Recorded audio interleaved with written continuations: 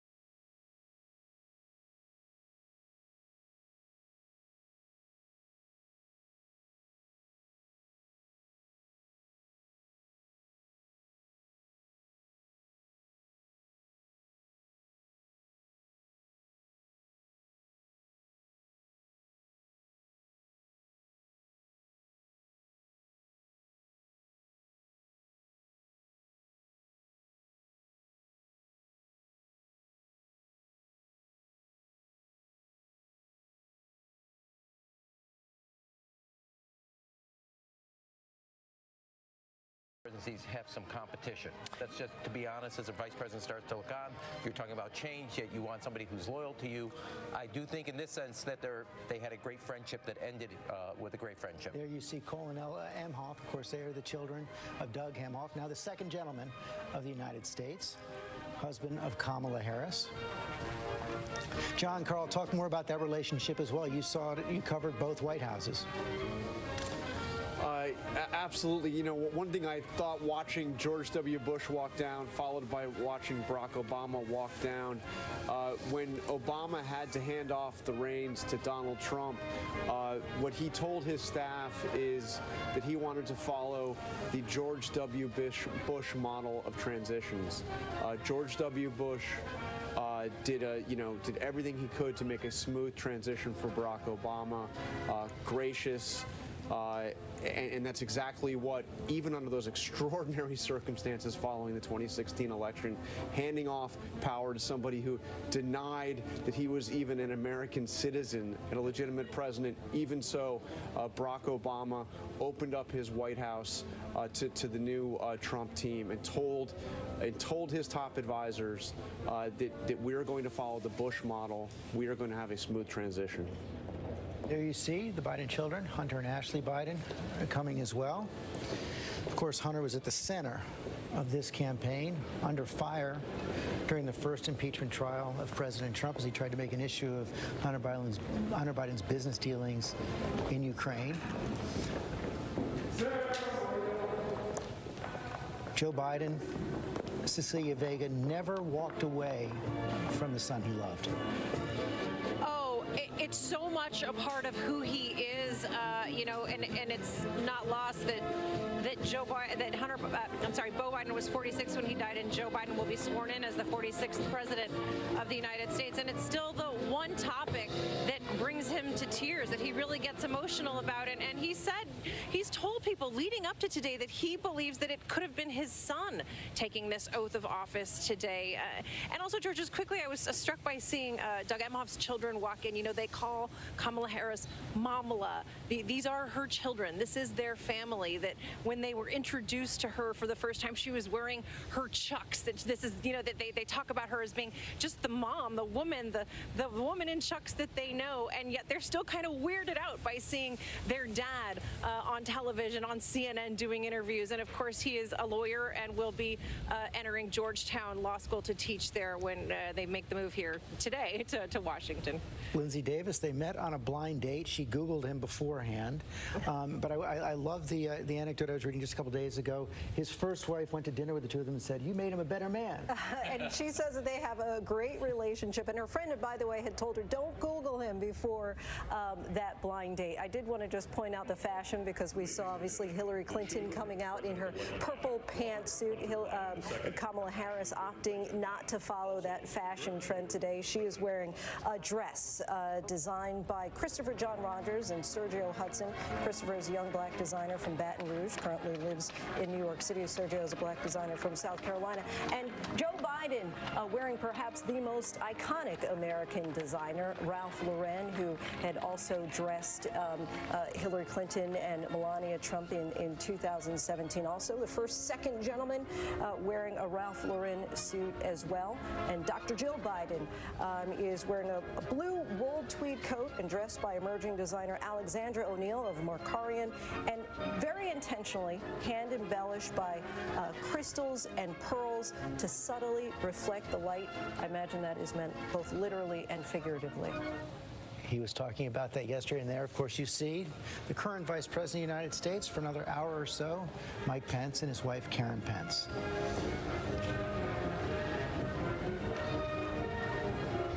John, Carl, I think there was never any question, really, whether Mike Pence would show up today. Deep down, he is an institutionalist as well. No question at all. He was going to be at this inauguration no matter what. He was a Trump loyalist, but he is an institutionalist. He took this role as vice president seriously, and part of the way he saw it was loyalty to the president, but more importantly, loyalty to the Constitution and loyalty to the traditions, American political traditions, and that's why he's here.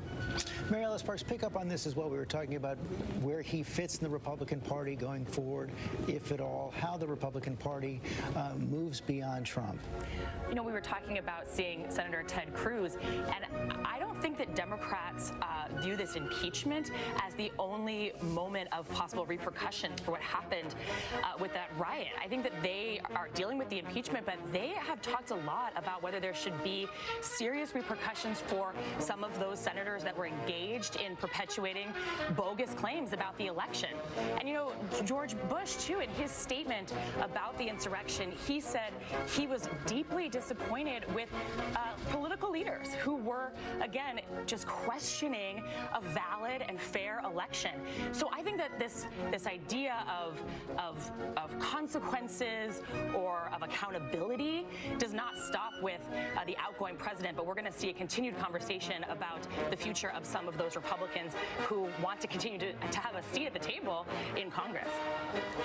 Let me add, if I could.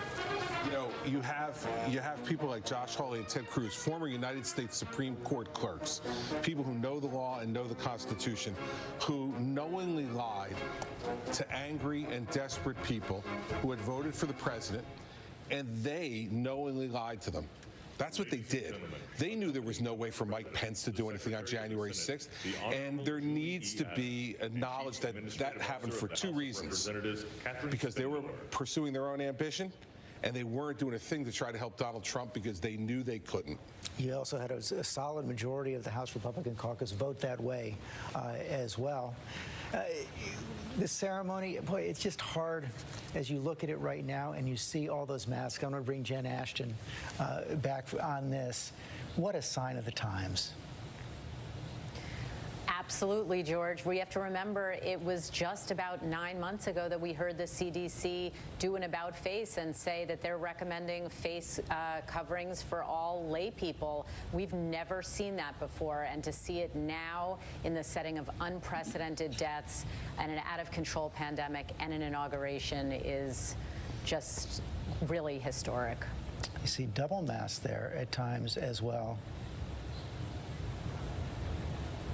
Yeah, I mean, we're starting to see that recommendation as well with possibly an N95 on the inner layer and another outer layer. Some aerosol scientists saying that it does offer more protection. And now, ladies and gentlemen, the Vice President of the United States, the Honorable Michael R. Pence and Mrs. Karen Pence. Vice President Pence making his way out. You hear that applause there.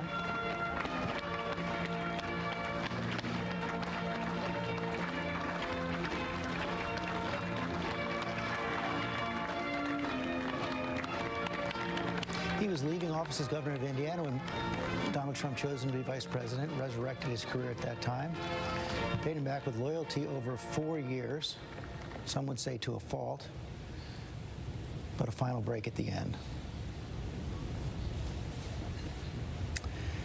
Mary Bruce, we're talking about signs of the times, not only masks on the faces of all those people on the steps today, many members of Congress wearing body armor. George, just astounding and certainly a sign of the time. Some Democratic members are, we've learned, wearing body armor out here today underneath their coats. In fact, our reporter Ben Siegel spotted some Democrats greeting each other by sort of tapping on their chest, sort of a subtle acknowledgement that they are prepared. Because, of course, it was just 2 weeks ago. It's not just that they witnessed, this horrific violence. They were victims of it. So many who are here today to mark this transfer of power were themselves whisked away off of the Senate or House floor into a secure location. And so many members of Congress, like the rest of the country, are still reeling from this, but in a very personal way. And I have to say, on a very different note, it is just remarkable here. It's always one of my sort of favorite parts of an inauguration is just to watch former presidents and congressional leaders pal around. I have to say, President Bush, as he often does at these things, appears to be having a pretty good time. It's just fun to be able to see all of them in interact. The children, the grandchildren, we saw Joe Biden's granddaughters there. He is so incredibly close with them. They talk all day pretty much in one never-ending constant conversation there. They are, along with the youngest Biden there, Hunter Biden's baby son. But it is just such a split screen to think that you have, so many coming together to mark really this next chapter at the same time that so many are still coming to terms and grappling with what we saw here just 2 weeks ago. That's right, Mary. And I want to bring in Pierre Thomas for more on that, because Pierre, every single day that goes by, we learn how much more horrifying it was inside that Capitol, inside those chambers. Members of Congress could have lost their lives. Indeed, George. Law enforcement officials saying that members of Congress could have been kidnapped. Some of them could have been killed. I've been on the phone with sources all morning. They're talking about that every stop has been pulled. They are not taking any chances. I'm not surprised that members of Congress are wearing body armor. And, George, a couple of the law enforcement officials that I spoke to, including those officers who were in the melee, talked about how, while there was a major security breach, they are saying that they believe that they fought to save democracy. They have no doubt that the people that would storm that Capitol were coming in to take hostages and possibly kill people. And one of the officers talked about how many of the people in the crowd were trying to turn them against members of Congress, trying to get them to help them arrest members of Congress. Just extraordinary. But they're watching with a lot of pride today, George, because they believe that they helped keep the unimaginable from happening. Right. This was not just spontaneous combustion. There were a lot of elements of pre-planning here, Pierre.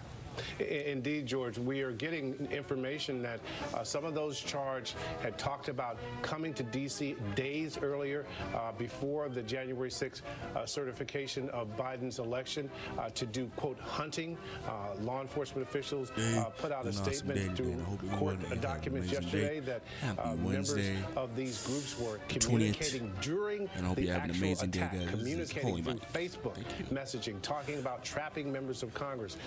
Just extraordinary, and my sources are saying that the more we learn about this and how challenging the situation was for law enforcement, fist fights throughout the Capitol, George. One of the officers talked about how they were in a hall full of basically smoke and tear gas, and that the crowd was coming down the hall, and there were about 15 officers who fought back over 100 people.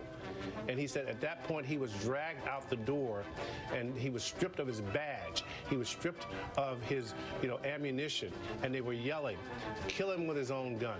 Incredible, George. Alex Rodriguez right there, I believe.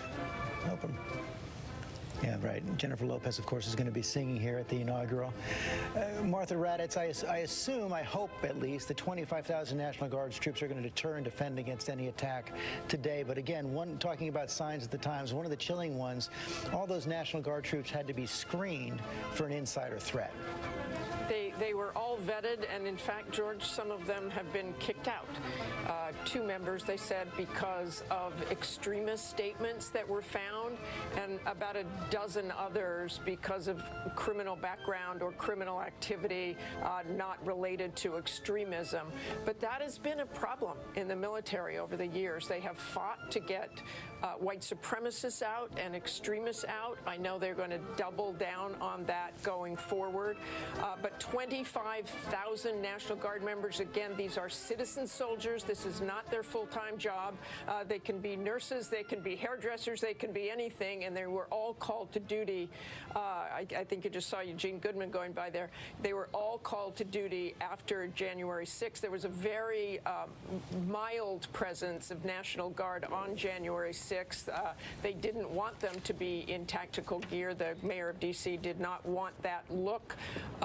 But now they've got 25,000. And I'll tell you also, George, there are all these ceremonial military there. It's wonderful to look at those bands. There will be many more ceremonies as the day goes on. But there are seen and unseen military officers ready to respond to any kind of threat today. And there we see Kamala Harris, Doug Emhoff, making their way down the Capitol steps.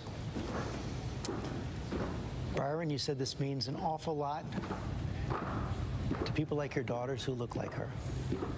George, that's absolutely right. I mean, there is the power of possibility when you see someone who looks like you. Black or white, we as a nation celebrate first. We see it as progress, not a problem. Certainly some in the shadows of America fear diversity, but this day, these images, George, remind us this time, fear did not win. Kamala Harris will make history just about an hour from now. As we see, Pete Buttigieg is going to be incoming Secretary of Transportation, along with his husband, Chasten. Two vice presidents talking there, Dan Quayle and Mike Pence, greeted now by Bill Clinton. Accompanying the Vice President-elect, the Chief of Inaugural Ceremonies, Maria Miller-Lohmeyer, the Acting Deputy House Sergeant-at-Arms, Kevin Grubbs, and the Acting Deputy Senate Sergeant-at-Arms, United States Capitol Police Officer Private First Class Eugene O. Goodman.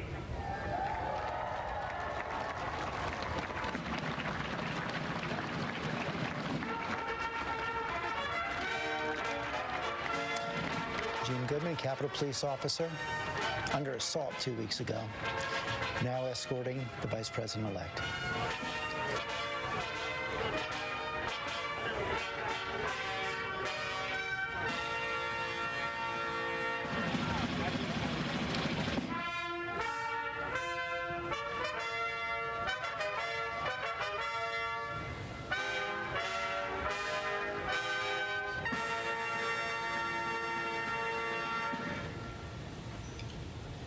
Ladies and gentlemen, the Vice President-elect of the United States, Kamala Devi Harris, and Mr. Douglas Emhoff.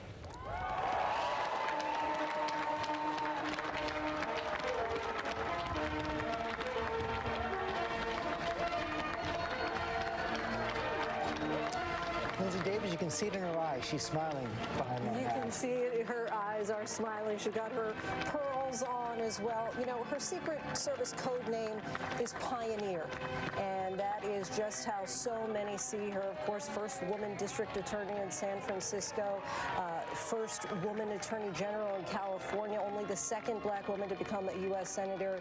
And all this, just as a reminder, from a woman who was born at a time when all black women in this country still could not vote. And so certainly this is a real moment. Of course, she just gave a fist bump to former President Barack Obama. And I would imagine you were talking about the young girls, and I'd like to use Kamala's own words. So she said in the past that they see themselves in a way that others may not, simply because they've never seen it before. And as I imagine, as a result of this moment, that the young women and girls everywhere are going to dream a bit bigger and perhaps expect just a little more. Hugs there for her stepchildren. David Muir, Doug Emhoff is going to carve out a new role we've never seen before, second gentleman. And he helped choose what he would be called. Second gentleman was, of course, on the list of possibilities. He's comfortable with that, so we will call him the second gentleman. He's given up his post in a prestigious law firm out west. He will now teach at Georgetown, as Cecilia mentioned earlier in our coverage here. And his children have talked in recent days about how they call their own father, their dad, Doug. They said they're so comfortable with him and who he is that they also call him Doug in the household. And they said, our parents have such a relationship, they've been married 6 years or so now, that is so connected, so tight, so close that it weirds us out in so many words. The sort of romance that's still alive, they say, between Doug and the Vice President-elect. But they support Mamala, as they call her, and it's a very close relationship, a very modern family. Kamala Harris very close to their mother. And as you mentioned, George, earlier, they've all had dinner together. Kamala Harris telling me when she was running for president that she is all about people knowing that she hears them, she sees them. She repeated that when she was chosen by Joe Biden. And one of the key things as we head into this historic day is not only is she the first woman to be vice president, as Byron said, children, young daughters, and sons all over America are now learning in real time what's possible in America. She says she hopes to play the same role for Joe Biden that he played for Barack Obama, to be the last person in the room, a willingness to be honest with him, to tell her what she believes, but also knowing that ultimately the choice will be his. Thank you, David. Rachel Scott, one of the fun things about these inaugurations, about these early days of new administrations, is all the new people you meet. It is. is, George, and you could see Kamala Harris there taking in this moment, the daughter of Indian and Jamaican immigrants, standing there ready to take the oath in a capital where she once interned, just miles away from Howard University, the historically black college where she graduated, where she joined Alpha Kappa Alpha Sorority Incorporated. Here on the grounds of the United States Capitol, a symbol of democracy that was built by slaves. This is her moment today as well. And when she was first elected district attorney of San Francisco, the first black woman to do so, she said she walked into her office and it was completely empty except for just one chair in the middle. But George, she was so happy to be able to take her seat. And now we're seeing the president-elect making his way through the crypt into the vestibule. And Mr. John Bessler. Staff Representative Stephanie Hager for what will be the capstone Majority Leader, the Honorable of an incredible political career. 𝗟𝗶𝗸𝗲 and Staff Representative began with election to Newcastle County Council more than 50 years ago. Elected the youngest senator back in 1972. He will take the oath as the oldest president in 2021.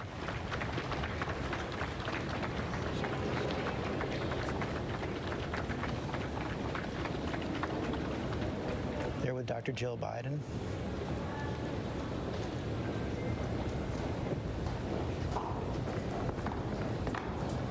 He'll be looking out over a mall that is so different from most inaugurals. As we've been saying, an empty mall, a mall empty of people, filled only with flags. Representing the Americans who can't be there, the Americans we lost over this last year to the pandemic. That is top of his mind, top of his agenda, starting in about 45 minutes from now when he will become President of the United States.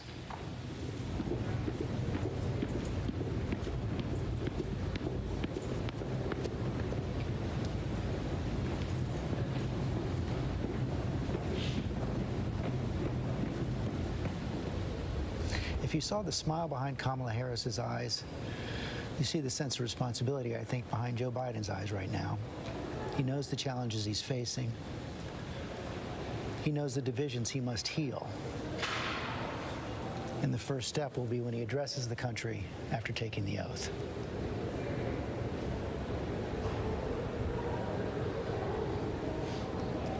Starting to snow a little bit there in Washington. As you see Amy Klobuchar, she's leading the proceedings for the Democrats today, Senator Amy Klobuchar. Ladies and gentlemen, accompanying the President-elect, the Staff Director of the Joint Congressional Committee and Inaugural Ceremonies, and that was Hunter Biden 𝗟𝗶𝗸𝗲, and his baby, named after Senate Sergeant-at-Arms, his late brother, Tim Bo. Blodgett, and the Acting Senate Sergeant-at-Arms, Jennifer Hemingway.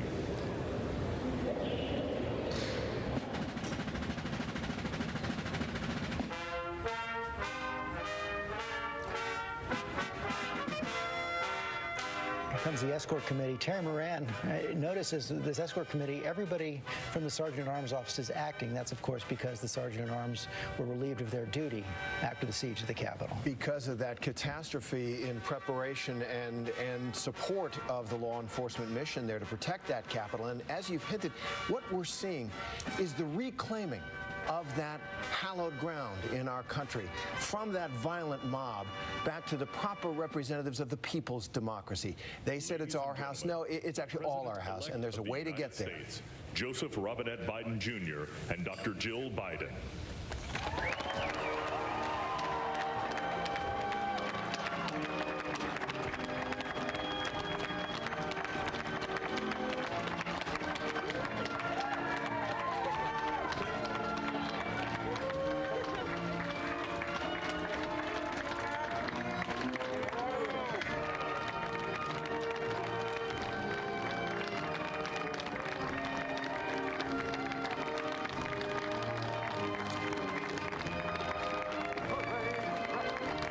The step's not as full as normal, but the feeling is there. You saw that fist bump between President Obama, his Vice President Joe Biden, now President-elect, soon to be President.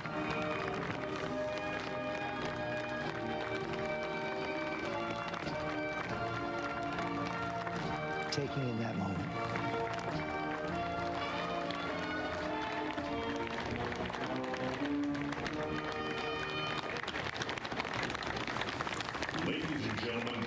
be seated.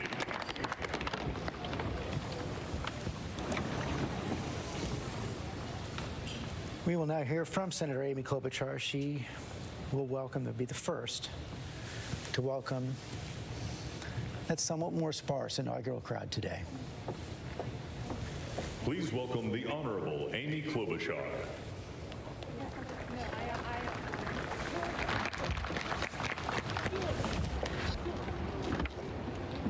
Vice President Pence, Mr. President-elect, Madam Vice President-elect, members of Congress and the judicial branch, former presidents and first ladies, vice presidents, leaders from abroad, and a whole bunch of Bidens. America, welcome to the 59th presidential inauguration, where in just a few moments, Joe Biden and Kamala Harris will take their solemn oaths. This ceremony is the culmination of 244 years of a democracy.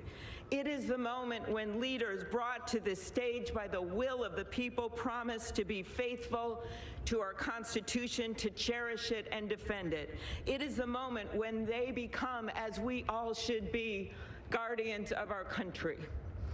Have we become too jaded, too accustomed to the ritual of the passing of the torch of democracy to truly appreciate what a blessing and a privilege it is to witness this moment? I think not.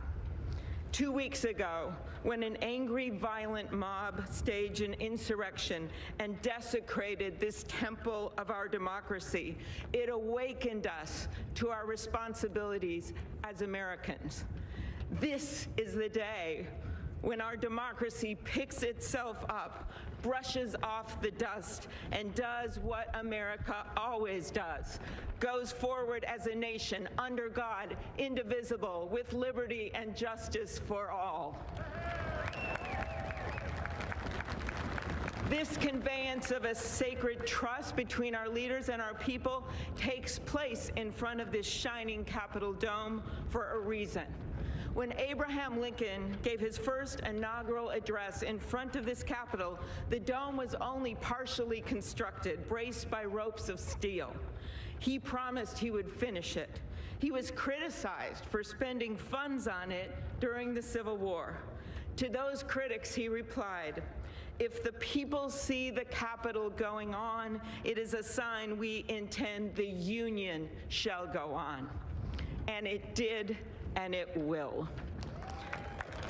Generations of Americans gave their lives to preserve our republic in this place. Great legislation to protect civil rights and economic security and lead the world was debated and crafted under this dome.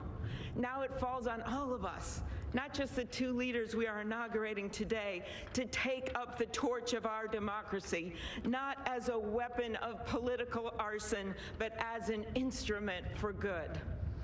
We pledge today never to take our democracy for granted as we celebrate its remarkable strength. We celebrate its resilience, its grit. We celebrate the ordinary people doing extraordinary things for our nation, the doctors and nurses on the front line of this pandemic, the officers in the Capitol, a new generation never giving up hope for justice.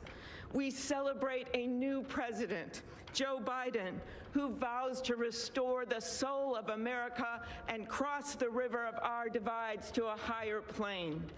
And we celebrate our first African American, first Asian American, and first woman vice president, Kamala Harris, who stands on the shoulders of so many on this platform who have forged the way to this day. When she takes the oath of office, little girls and boys across the world will know that anything and everything is possible. And in the end, that is America, our democracy, a country of so much good. And today, on these Capitol steps and before this glorious field of flags, we rededicate ourselves to its cause. Thank you. It is now my honor to introduce to you the senator who has worked with me and so many others to make this ceremony possible, my friend and the chair of the inaugural committee, Missouri Senator Roy Blunt.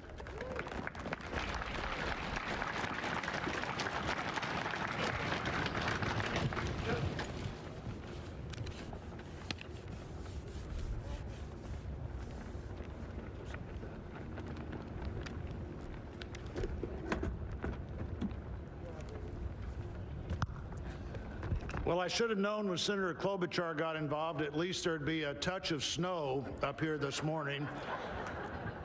Of all the things we'd considered, I don't think snow was on my agenda until I walked out the door a moment ago. But thank you, Senator Klobuchar, and thanks to the other members of the Joint Congressional Committee on the Inauguration as we officially begin the 59th inaugural ceremony.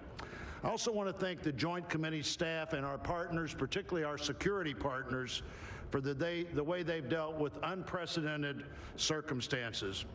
When I chaired the inauguration 4 years ago, I shared President Reagan's 1981 description of this event as commonplace and miraculous. Commonplace because we've done it every 4 years since 1789. Miraculous because we've done it every 4 years since 1789. Americans have celebrated this moment during war, during depression, and now during pandemic. Once again, all three branches of our government come together as the Constitution envisions. Once again, we renew our commitment to our determined democracy, forging a more perfect union. That theme for this inauguration, our determined democracy, forging a more perfect union, was announced by the Joint Committee before the election with the belief that the United States can only fulfill its promise and set an example for others if we are always working to be better than we have been. The Constitution established that determined democracy with its first three words, declaring the people as the source of the government. The Articles of Confederation hadn't done that. The Magna Carta hadn't done that. Only the Constitution says the government exists because the people are the source of the reason it exists. They immediately followed those first three words with the words to form a more perfect union. The founders did not say to form a perfect union. They did not claim that in our new country nothing would need to be improved. Fortunately, they understood that always working to be better would be the hallmark of a great democracy. The freedoms we have today, the nation we have today, is not here just because it happened, and they aren't complete. A great democracy working through the successes and failures of our history, striving to be better than it had been. And we are more than we have been, and we are less than we hope to be. The assault on our Capitol at this very place just 2 weeks ago reminds us that a government designed to balance and check itself is both fragile and resilient. During the last year, the pandemic challenged our free and open society and called for extraordinary determination and sacrifice, and still challenges us today. Meeting that challenge head on have been and are healthcare workers, scientists, first responders, essential frontline workers, and so many others we depend on in so many ways. Today we come to this moment, people all over the world, as we're here, are watching and will watch what we do here. Our government comes together. The Congress and the courts join the transition of executive responsibility. One political party more pleased today and on every inaugural day than the other. But this is not a moment of division, it's a moment of unification. A new administration begins and brings with it a new beginning. And with that, our great national debate goes forward, and a determined democracy will continue to be essential in pursuit of a more perfect union and a better future for all Americans. What a privilege for me to join you today. Thank you.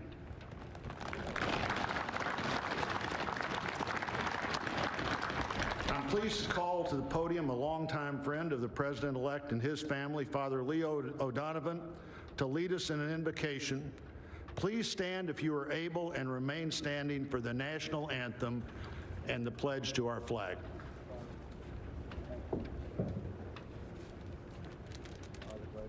Thank you, Senator.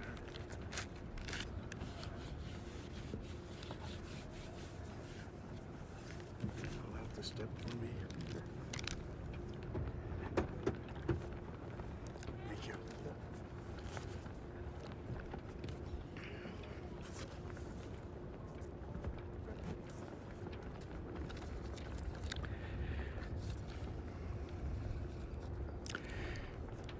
Gracious and merciful God, at this sacred time we come before you in need, indeed on our knees. But we come still more with hope and with our eyes raised anew to the vision of a more perfect union in our land, a union of all our citizens to promote the general welfare and secure the blessings of liberty to ourselves and our posterity. We are a people of many races, creeds, and colors, national backgrounds, cultures, and styles, now far more numerous and on land much vaster than when Archbishop John Carroll wrote his prayer for the inauguration of George Washington 232 years ago. Archbishop Carroll prayed that you, O Creator of all, would assist with your Holy Spirit of counsel and fortitude the President of these United States, that his administration may be conducted in righteousness and be eminently useful to your people. Today we confess our past failures to live according to our vision of equality, inclusion, and freedom for all. Yet we resolutely commit still more now to renewing the vision, to caring for one another in word and deed, especially the least fortunate among us, and so becoming a light for the world. There is a power in each and every one of us that lives by turning to every other one of us, a thrust of the Spirit to cherish and care and stand by others, and above all, those most in need. It is called love, and its path is to give ever more of itself. Today, it is called American patriotism, born not of power and privilege, but of care for the common good, with malice toward none and with charity for all. For our new president, we beg of you the wisdom Solomon sought when he knelt before you and prayed for an understanding heart, so that I can govern your people and know the difference between right and wrong. We trust in the counsel of the letter of James. If any of you lacks wisdom, you should ask God, who gives generously to all without finding fault, and it will be given to you. Pope Francis has reminded us how important it is to dream together. By ourselves, he wrote, we risk seeing mirages, things that are not there. Dreams, on the other hand, are built together. Be with us, holy mystery of love, as we dream together. Help us under our new president to reconcile the people of our land, restore our dream and invest it with peace and justice and the joy that is the overflow of love. To the glory of your name, forever, amen.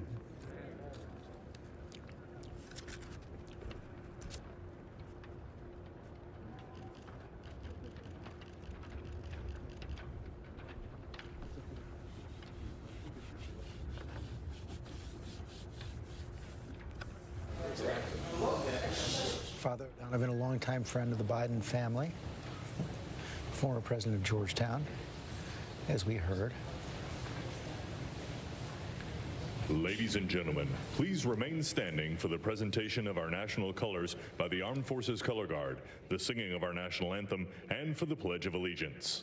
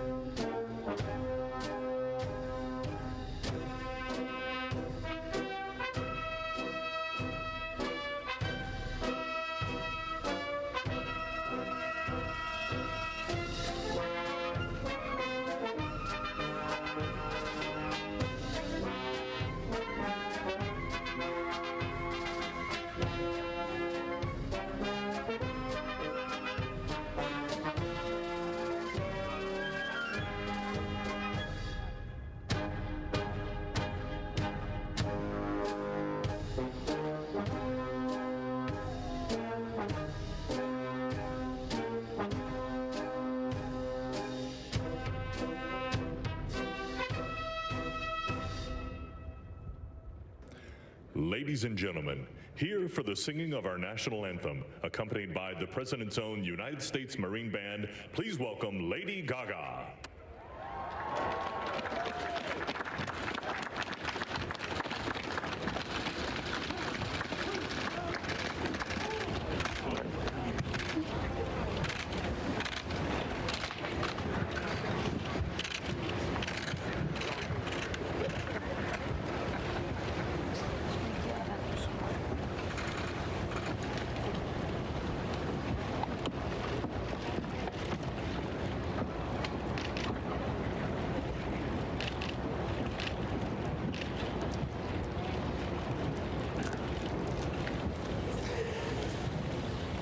Well, you knew that was coming. You knew Lady Gaga had to have some kind of an amazing outfit.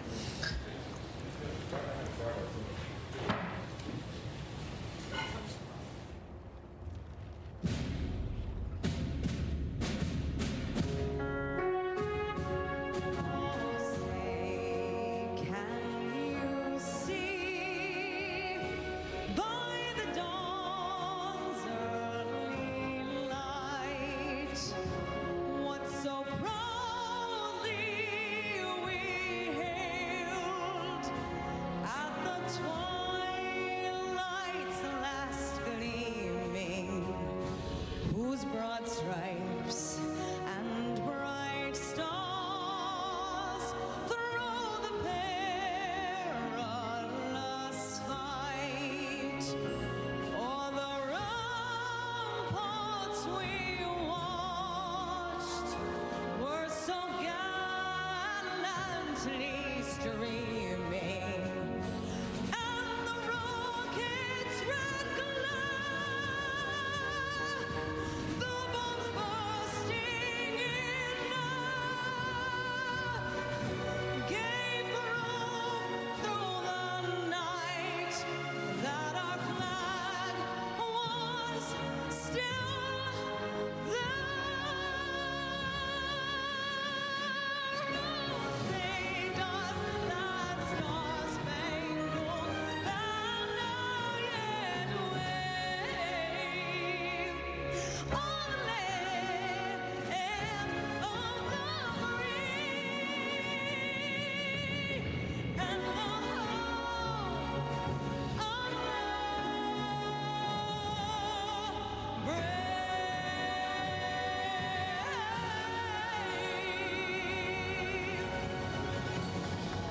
About the most exuberant Star-Spangled Banner you may have ever heard. Lady Gaga right there.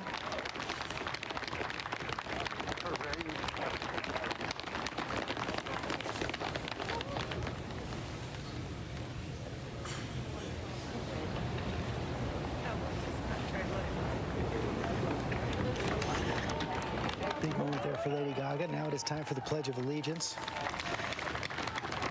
That will be led by Andrea Hall. She's a firefighter from Fulton County, Georgia. Please welcome from the city of South Fulton, Georgia Fire and Rescue Department, President of the International Association of Firefighters, Local 3920, Fire Captain Andrea M. Hall, for the reciting of the Pledge of Allegiance. First African woman in that department's history to be named captain.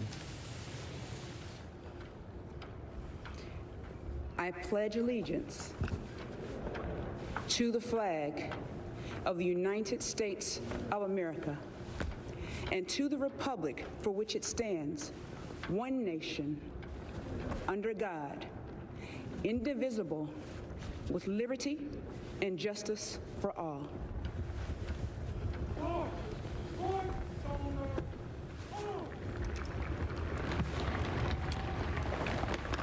Per union, the first to endorse Joe Biden.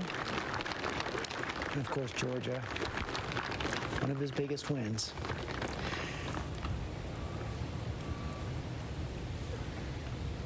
What you are all about to be part of, America, is a historic moment of firsts.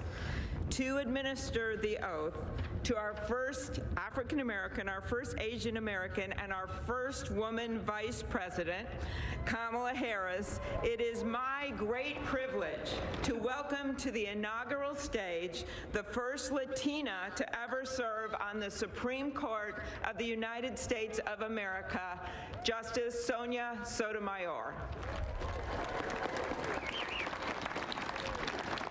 Ladies and gentlemen, please remain standing for the oath of office, followed by musical honors.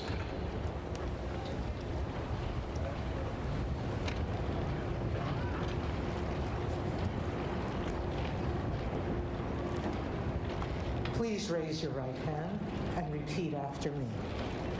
I, Kamala Harris, do solemnly swear. I, Kamala Harris, do solemnly swear. That I will support and defend the Constitution of the United States. That I will support and defend the Constitution of the United States. Against all enemies, foreign and domestic. Against all enemies, foreign and domestic. That I will bear true faith and allegiance to the same. That I will bear true faith and allegiance to the same. That I take this obligation freely. That I take this obligation freely. Without any mental reservation or purpose of evasion. Without any mental reservation or purpose of evasion. That I will well and faithfully discharge. That I will well and faithfully discharge. The duties of the office on which I am about to enter. The duties of the office upon which I am about to enter. So help me God. So help me God. Congratulations.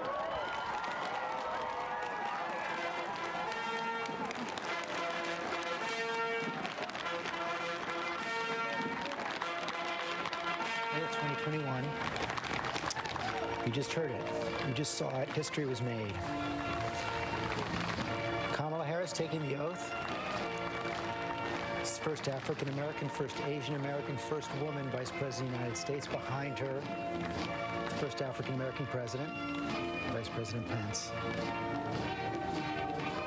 Lindsay Davis. You know, she had her hand on two Bibles, one that belonged to Regina Shelton, a former neighbor and family friend who she's often described as like a second mother. It's also the same Bible that she used during her swearing in as Attorney General and also as Senator. And now we are going to hear, after Hail Columbia, Jennifer Lopez is going to be singing as well. Please welcome Jennifer Lopez to perform This Land Is Your Land and America the Beautiful, accompanied by members of the President's own United States Marine Band.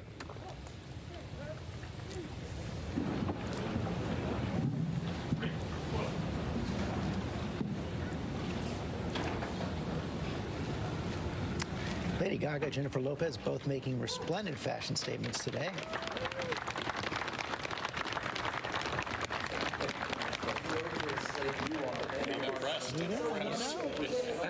For a guy if that's not resplendent, I don't know what is, Ron. We're just proud of how well you've grown up.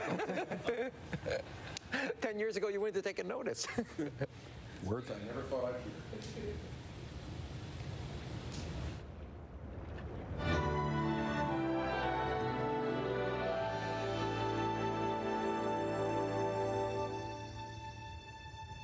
This land is your land. This land is my land. From California to the New York Islands, from the Redwood Forest to the Gulf Stream waters. This land was made for you and me. As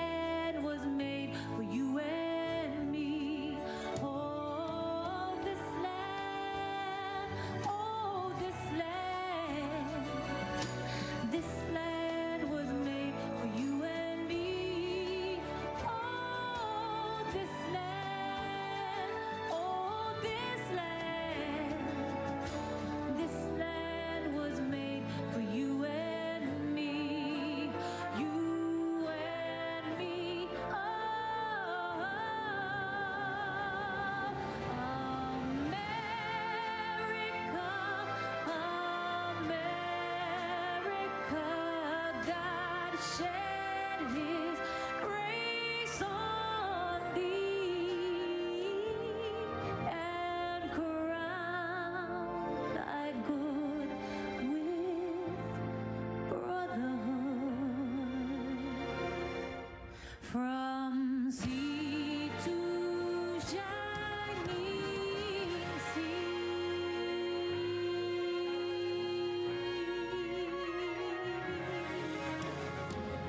una nación bajo Dios, indivisible, con libertad y justicia para todos. Let's get loud.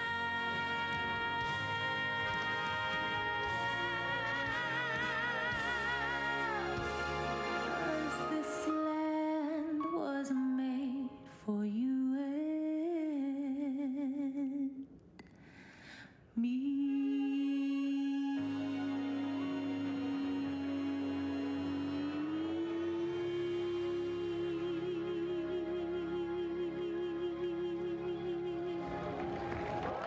One nation under God with liberty and justice for all. I'm Jennifer Lopez.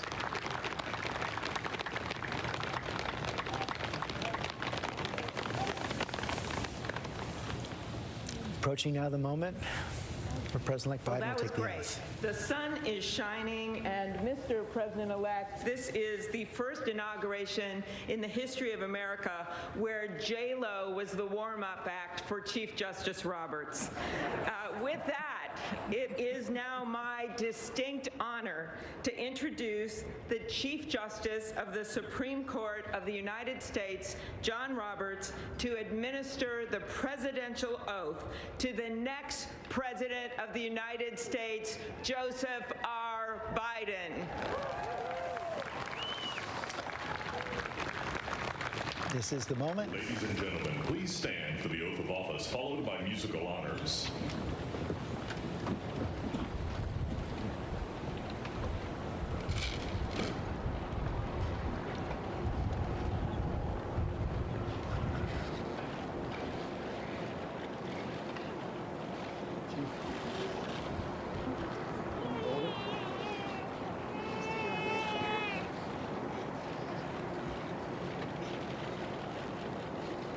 Please raise your right hand and repeat after me.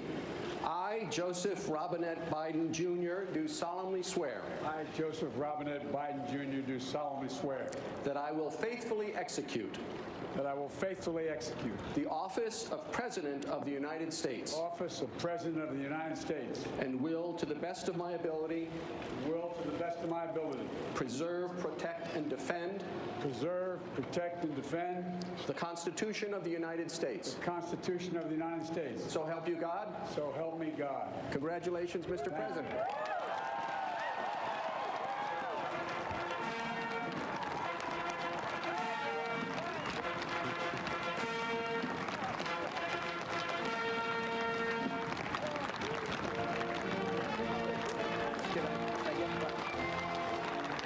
First time held the chief played for Joe Biden.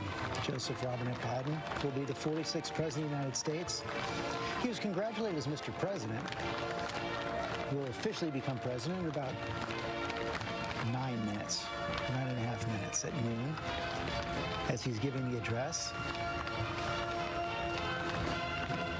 We saw Dr. Joe Biden overcome with emotion in that moment. Who wouldn't be? David Muir, the quest of a lifetime for Joe Biden. George, this was the ultimate long game. He was elected to the Senate at 29, the youngest. He'll now be sworn in as the oldest president. He has waited and he has dreamed of this moment. Ladies and gentlemen, please so be many seated. years. He has told me the president's job is to heal, that the country needs healing, and he told me the words of a president matter.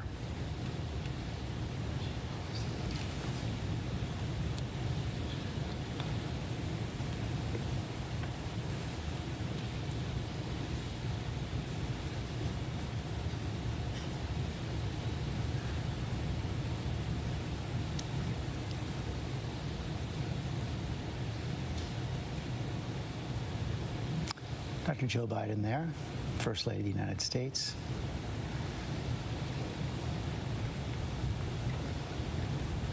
The bells at Howard University will now ring 49 times before the inaugural address.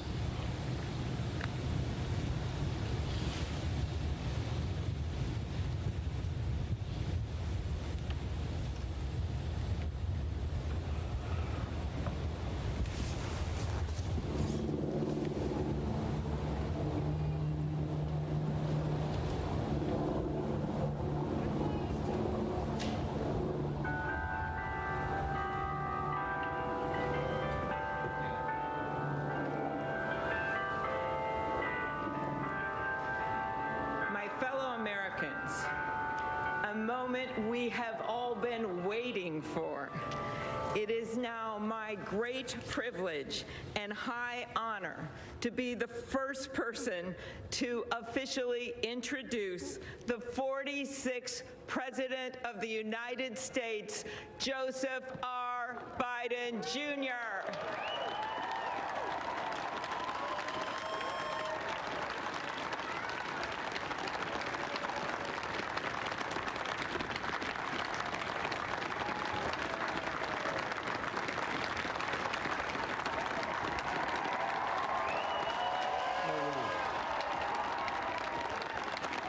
Chief Justice Roberts, Vice President Harris, Speaker Pelosi, Leader Schumer, Leader McConnell, Vice President Pence, and my distinguished guests, my fellow Americans. This is America's day. This is democracy's day, a day of history and hope, of renewal and resolve. Through a crucible for the ages, America has been tested anew, and America has risen to the challenge. Today, we celebrate the triumph not of a candidate, but of a cause, the cause of democracy. The people, the will of the people has been heard, and the will of the people has been heeded. We've learned again that democracy is precious. Democracy is fragile. And at this hour, my friends, democracy has prevailed. So now, on this hallowed ground where just a few days ago, violence sought to shake the Capitol's very foundation, we come together as one nation, under God, indivisible, to carry out the peaceful transfer of power as we have for more than 2 centuries. As we look ahead in our uniquely American way, restless, bold, optimistic, and set our sights on the nation we know we can be and we must be. I thank my predecessors of both parties for their presence here today. I thank them from the bottom of my heart. And I know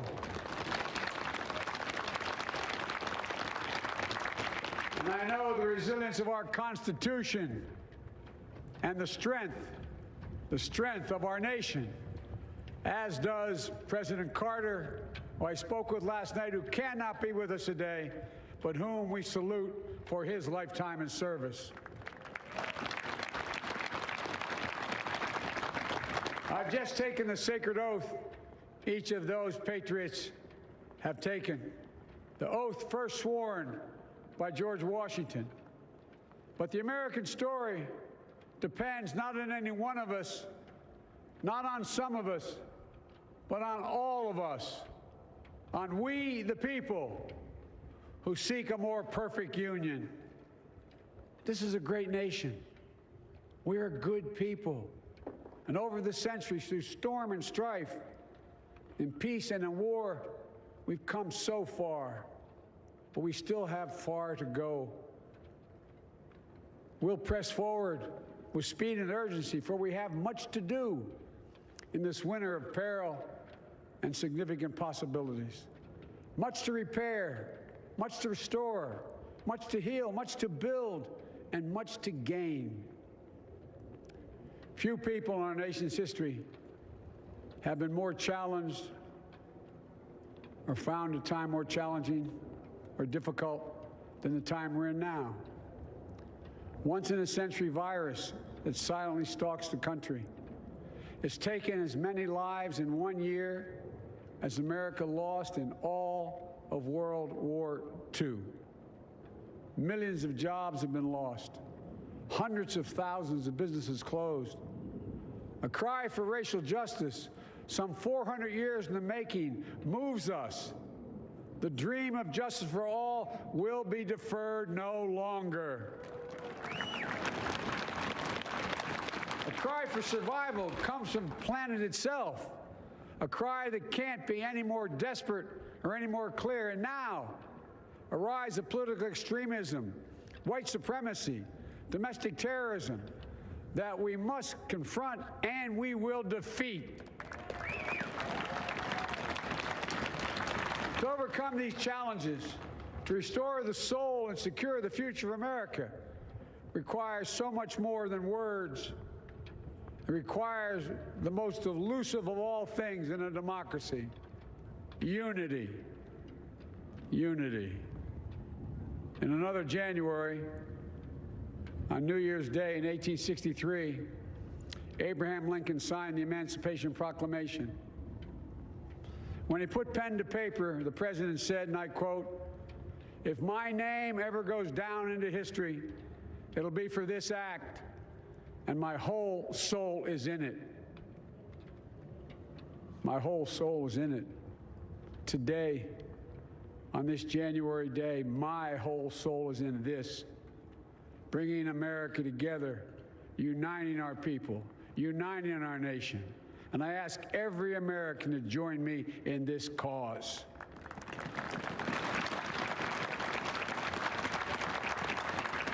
Uniting to fight the foes we face: anger, resentment and hatred, extremism, lawlessness, violence, disease, joblessness, and hopelessness. With unity, we can do great things, important things. We can right wrongs. We can put people to work in good jobs. We can teach our children in safe schools. We can overcome the deadly virus. We can reward work and rebuild the middle class and make health care secure for all. We can deliver racial justice, and we can make America once again the leading force for good in the world. I know speaking of unity can sound to some like a foolish fantasy these days. I know the forces that divide us are deep and they are real. But I also know they are not new. Our history has been a constant struggle between the American ideal that we're all are created equal and the harsh, ugly reality that racism, nativism, fear, demonization have long torn us apart. The battle is perennial, and victory is never assured.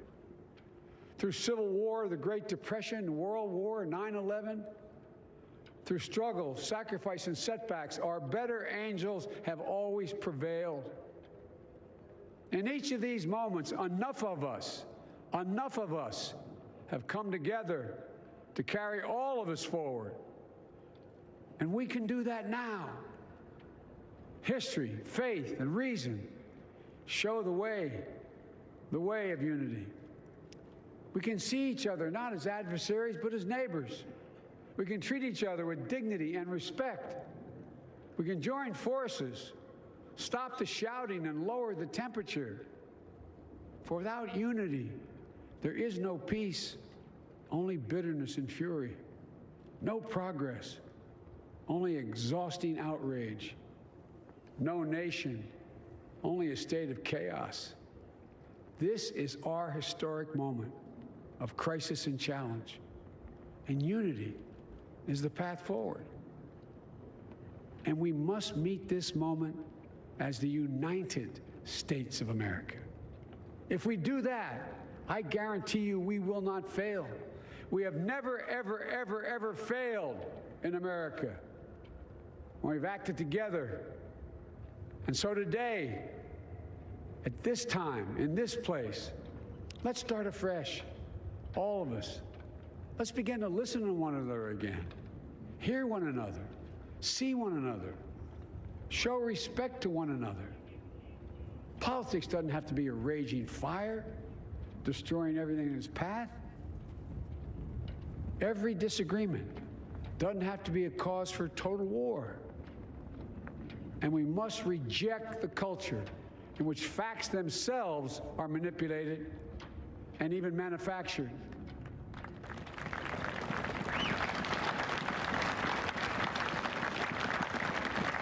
My fellow Americans, we have to be different than this. America has to be better than this. And I believe America is so much better than this. Just look around.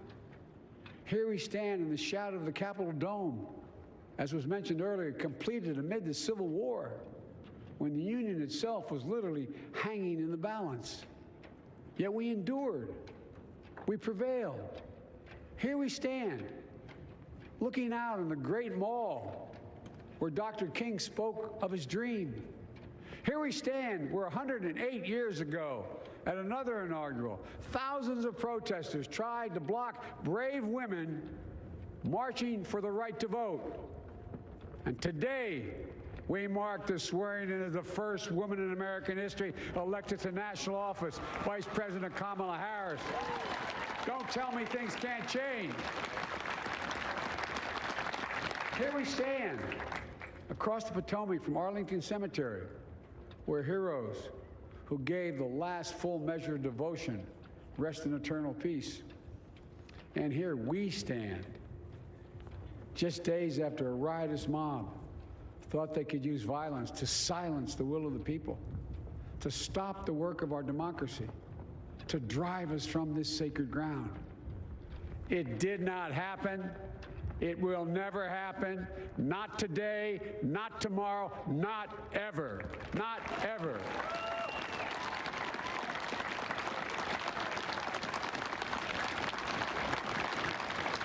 To all those who supported our campaign, I'm humbled by the faith you've placed in us.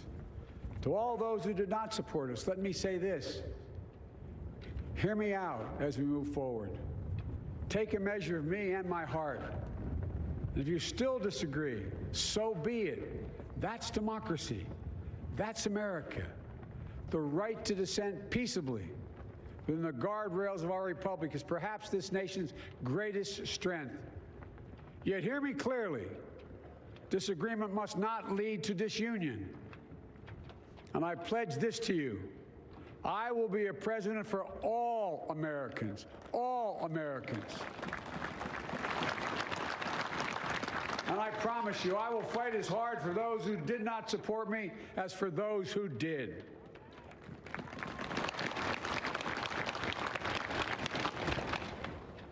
Many centuries ago, St. Augustine, a saint of my church, wrote that a people was a multitude defined by the common objects of their love. Defined by the common objects of their love. What are the common objects we as Americans love that define us as Americans? I think we know.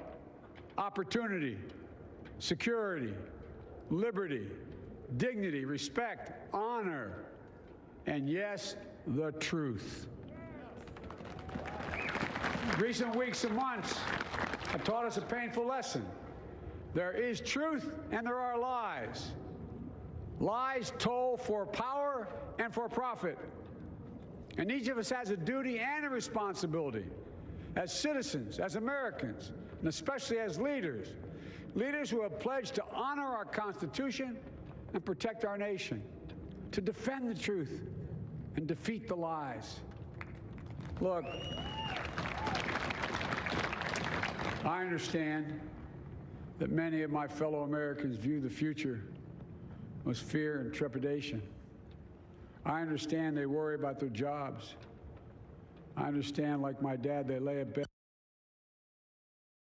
wondering, can I keep my health care? Can I pay my mortgage? Thinking about their families, about what comes next. I promise you, I get it. But the answer is not to turn inward, to retreat into competing factions, distrusting those who don't look like you, or worship the way you do, or don't get their news from the same sources you do? We must end this uncivil war that pits red against blue, rural versus urban, conservative versus liberal. We can do this if we open our souls instead of hardening our hearts, if we show a little tolerance and humility, and if we're willing to stand in the other person's shoes, as my mom would say, just for a moment, stand in their shoes. Because here's the thing about life. There's no accounting for what fate will deal you. Some days, when you need a hand. There are other days when we're called to lend a hand. That's how it has to be. That's what we do for one another. And if we are this way, our country will be stronger, more prosperous, more ready for the future. And we can still disagree. My fellow Americans, in the work ahead of us, we're going to need each other. We need all our strength to persevere through this dark winter. We're entering what may be the toughest and deadliest period of the virus. We must set aside politics and finally face this pandemic as one nation. One nation. And I promise you this, as the Bible says, weeping may endure for a night, but joy cometh in the morning. We will get through this together. Together. Look, folks, all my colleagues I serve with in the House and the Senate up here, we all understand the world is watching all of us today. So here's my message to those beyond our borders. America has been tested, and we've come out stronger for it. We will repair our alliances and engage with the world once again. Not to meet yesterday's challenges, but today's and tomorrow's challenges. And we'll lead not merely by the example of our power, but by the power of our example.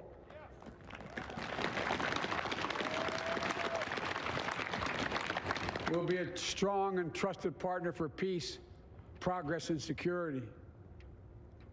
Look, you all know we've been through so much in this nation.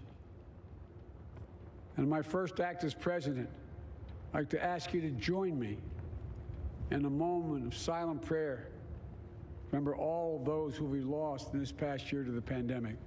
Those 400,000 fellow Americans, moms, dads, husbands, wives, sons, daughters, friends, neighbors, and co-workers.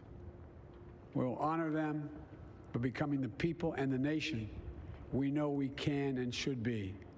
So I ask you, let's say a silent prayer for those who've lost their lives and those left behind, and for our country.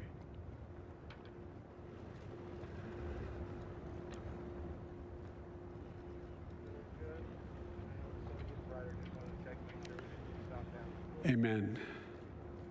Folks, this is a time of testing. We face an attack on our democracy and on truth, a raging virus, growing inequity, the sting of systemic racism, a climate in crisis, America's role in the world. Any one of these would be enough to challenge us in profound ways. But the fact is, we face them all at once, presenting this nation with one of the gravest responsibilities we've had. Now we're going to be tested. Are we going to step up, all of us? It's time for boldness, for there's so much to do. And this is certain.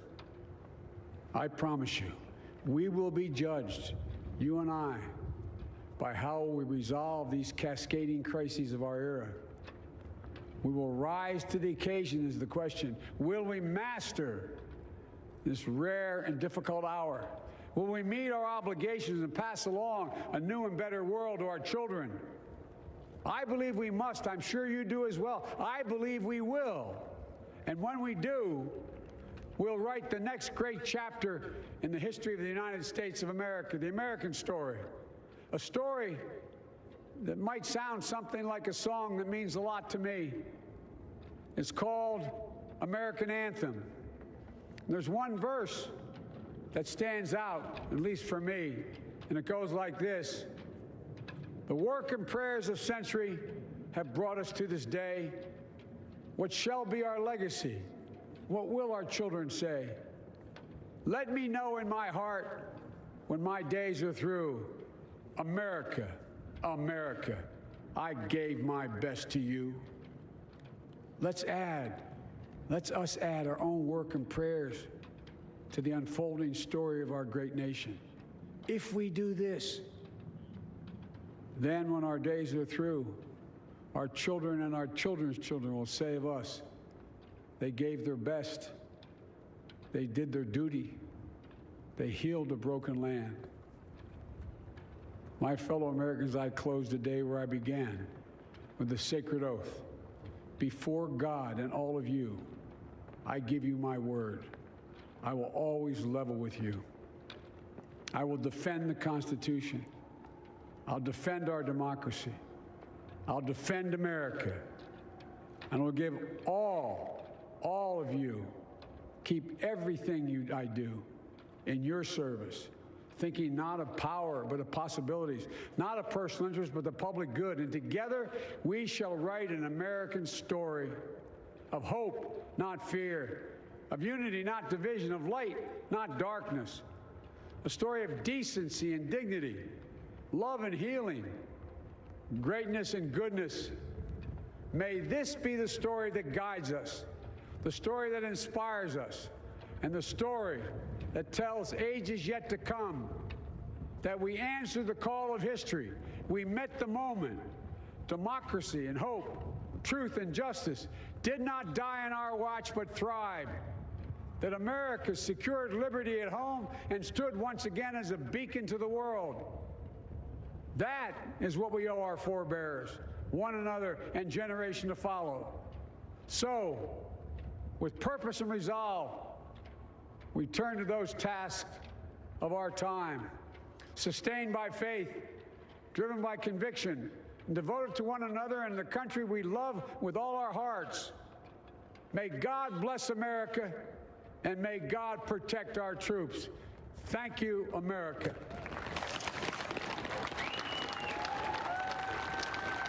The inaugural address of 𝗟𝗶𝗸𝗲 Biden, now 46th President of the United States. Powerful, personal, emotional at times, delivered with command. The new president called Americans to empathy and action. He noted those events of 2 weeks ago, the siege of the Capitol, noted that our democracy is fragile, is precious, but it has prevailed. Ladies and gentlemen, please be seated. As I said, he called Americans to empathy, saying, we can't harden our hearts, we must open our souls, put ourselves in each other's shoes, as his mother taught him. Garth Brooks to perform Amazing Grace.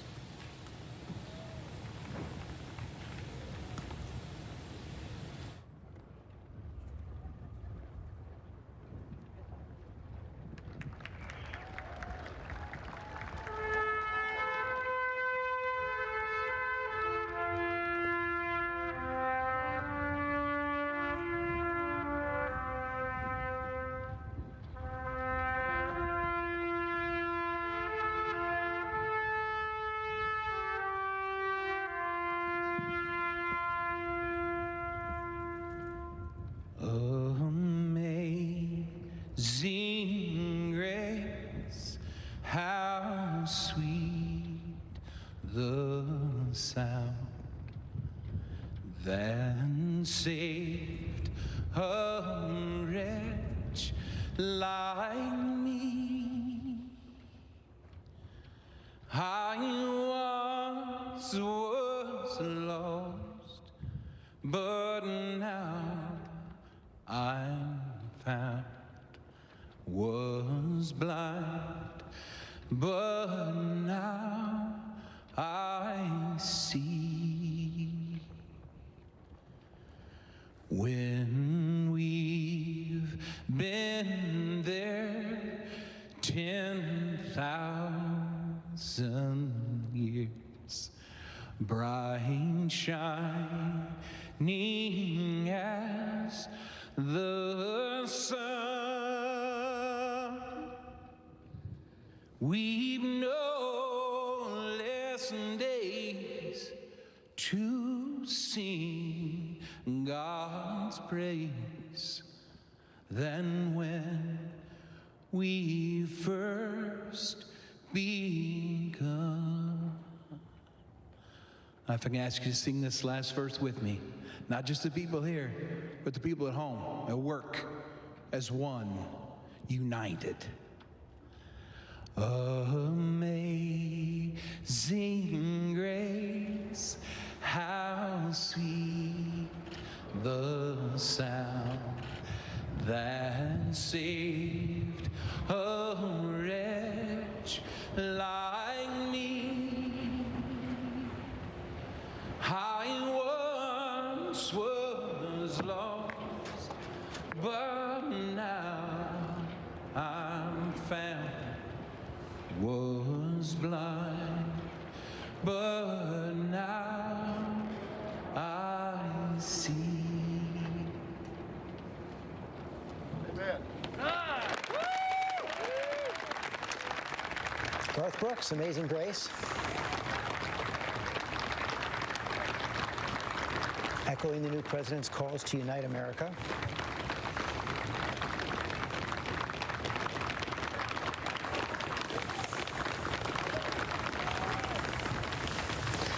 We'll now hear a poem from Amanda Gordon. Not quite social distance there for Garth Brooks. Hugs there. Former President Bill Clinton, former First Lady.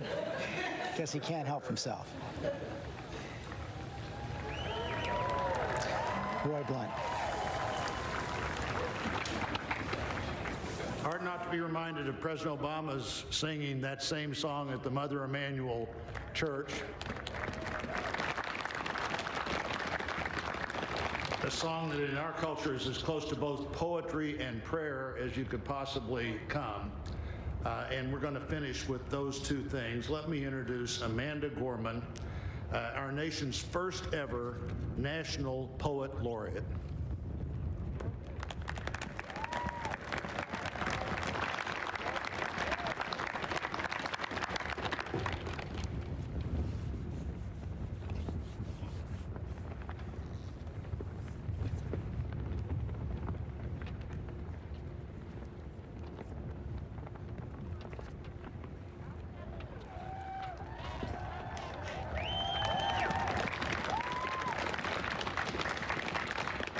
Mr. President, Dr. Biden, Madam Vice President, Mr. Emhoff, Americans, and the world.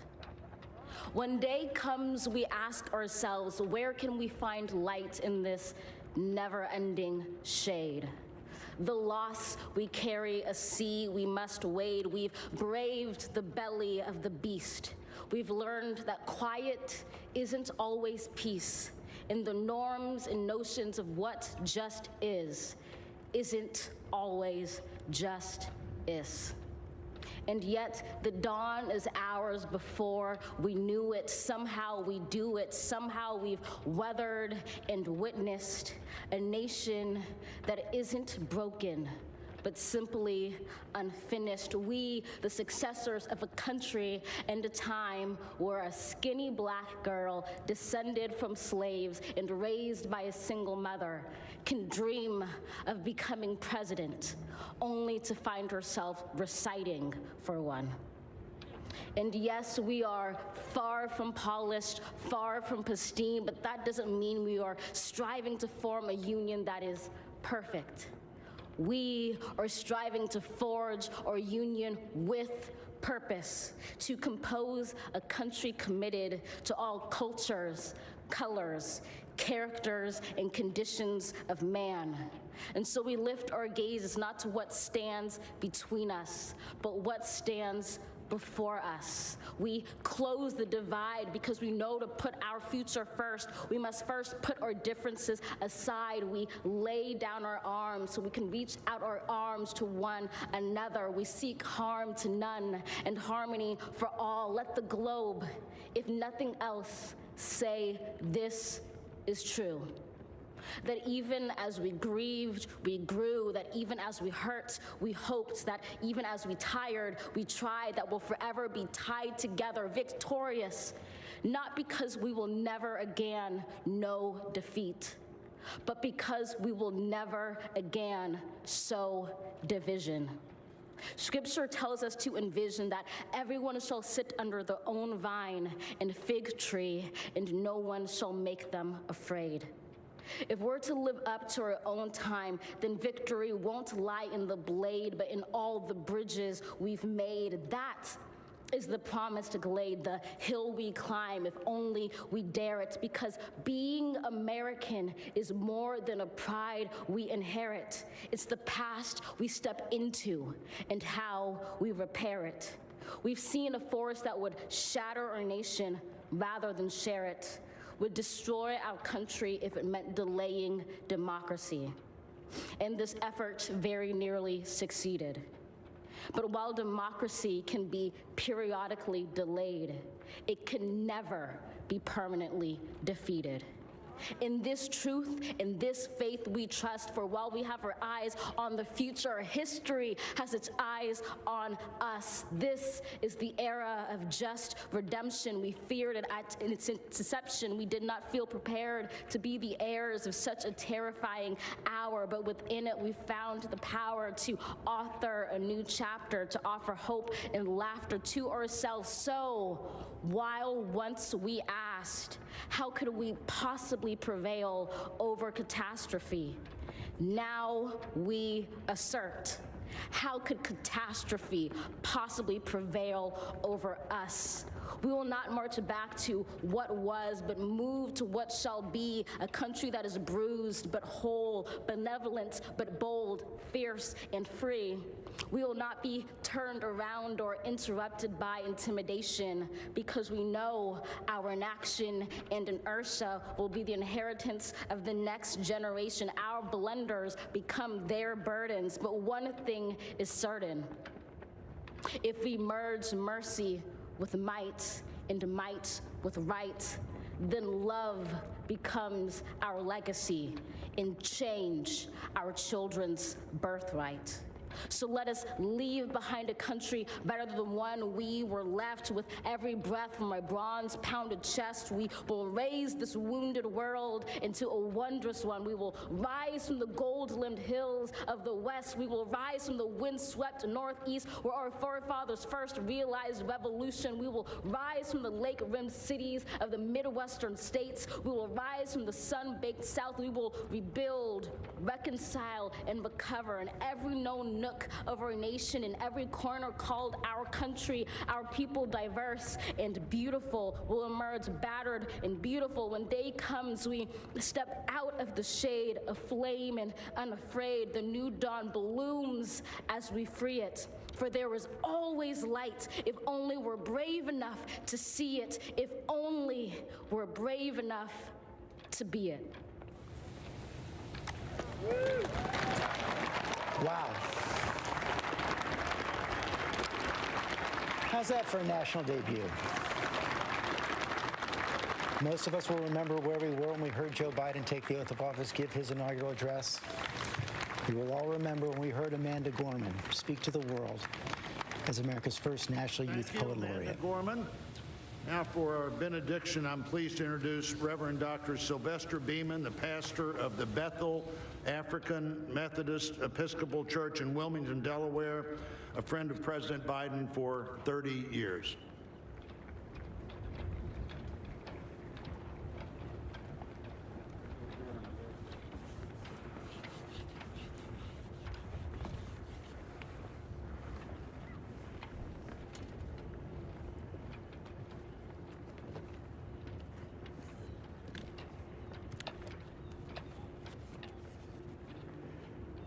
As a nation and people of faith gathered in this historical moment, Let us unite in prayer. God, we gather under the beauty of your holiness and the holiness of your beauty. We seek your face, your smile, your warm embrace. We petition you once more in this celebration. We pray for divine favor upon our President, Joseph R. Biden, and our First Lady, Dr. Jill Biden, and their family. We further ask that you would extend the same favor upon our Vice President, Kamala D. Harris, and our second gentleman, Doug Emhoff, and their family. More than ever, they and our nation need you. We need you, for in you we discover our common humanity. In our common humanity, we will seek out the wounded and bind their wounds. We will seek healing for those who are sick and diseased. We will mourn our dead. We will befriend the lonely, the least, and the left out. We will share our abundance with those who are hungry. We will do justly to the oppressed, acknowledge sin, and seek forgiveness, thus grasping reconciliation. In discovering our humanity, we will seek the good in and for all our neighbors. We will love the unlovable, remove the stigma of the so-called untouchables.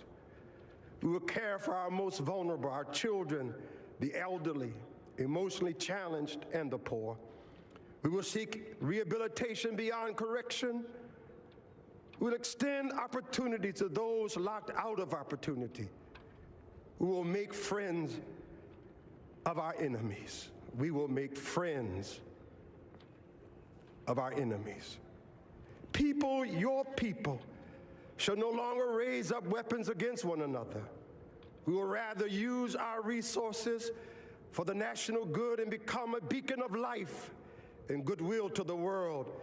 And neither shall we learn hatred anymore. We will lie down in peace and not make our neighbors afraid. In you, O God, we discover our humanity.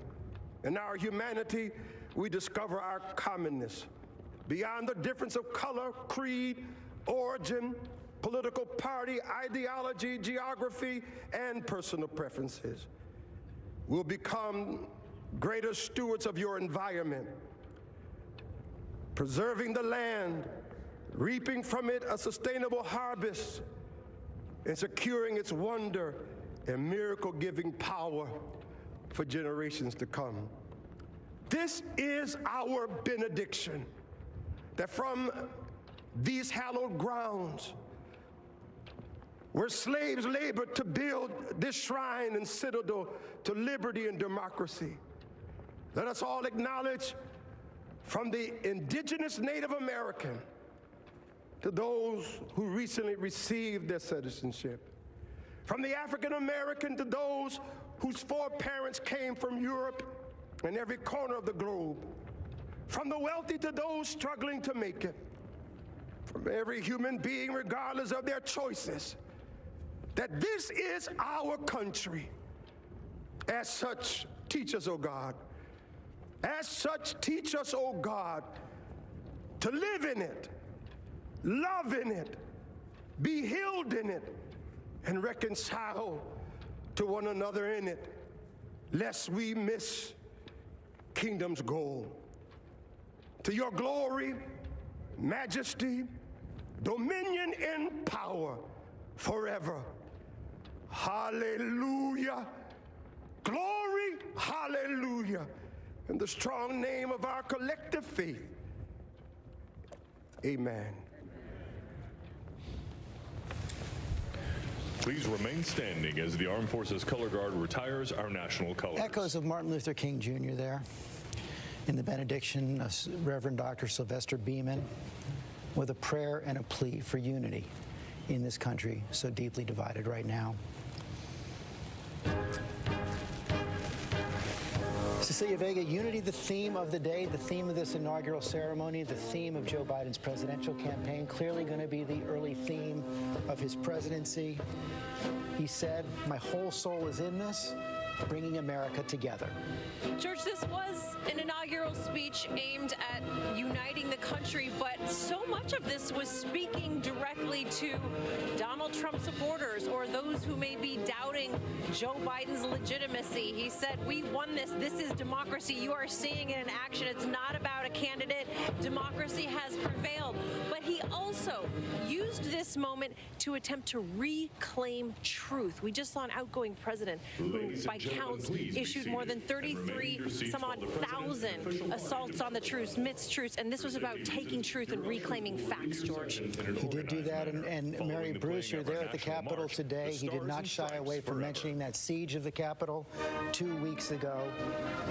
Told the country, told the world, what we saw there will not prevail. It was a fierce rejection of that kind of hate, of that kind of violence, as he did make this call for unity. And George, I have to say, I've listened to a lot of Joe Biden speeches, and he talks about unity a lot. And what always strikes me is that Biden is not a man of hyperbole. He views unity not as some lofty goal, but as a practical necessity. And you heard that here today, him saying to tackle this pandemic, to address racial injustice, the country's going to have to come together. Put aside your differences and work towards some common goals. As he said, without unity, there is no progress. And of course, without mentioning President Trump's name, it was a clear rejection of Trumpism. I kept thinking about, that famous line that Donald Trump said, "I alone can fix it." The message today from Joe Biden was, we alone can fix it. If this country has any hope of moving forward, it is going to take everyone coming together. And as Cecilia said, that message to the more than 70 million Americans who voted for President Trump was quite simple and very classic Joe Biden. Him essentially saying, just give me a chance. Give him a chance. He used that "folks" a few times. Rachel Scott up there on Capitol Hill, part of that message, I will be a president for all Americans. That's exactly what he was saying, and it was his main message on the campaign trail. It was the theme of this inauguration here today, and of course, it comes only 2 weeks after we saw what was an insurrection here at the Capitol. Joe Biden saying, this is a new chapter. Let's turn the page. Let's write this. And so much of this was about democracy prevailing at a time when it was tested. Democracy prevailing at a time when we saw rioters here try to overturn the results of an election. And I can't help but think about Vice President Mike Pence there, who was under immense pressure to do something that he constitutionally just could not do. And he resisted. And today he is there for this moment. President Trump is not, George. He certainly is not. And of course, President Biden did thank his predecessors who were there today. Thank President Carter, who could not make it today. David Muir, that silence, failing to mention President Trump at all, that silence may have been the most eloquent and elegant rebuke possible. It was profound not to hear. We were told this would be looking forward, but we did not hear him mention his predecessor at all.